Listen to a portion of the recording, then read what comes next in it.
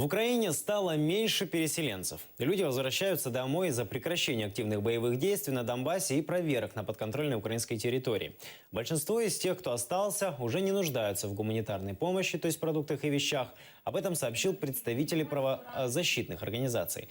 3 года переселенцы стали больше интересоваться жилищным кредитованием, программами поддержки бизнеса и политическими правами.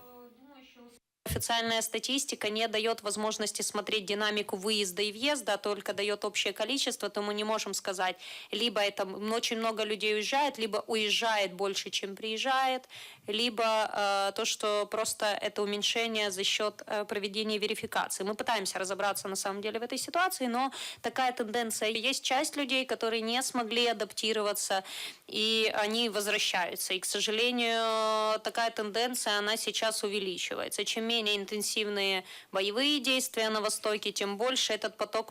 К нам намного меньше идут люди, которые просили первоначально одежду, еду и так далее. И за ними идут намного меньше людей.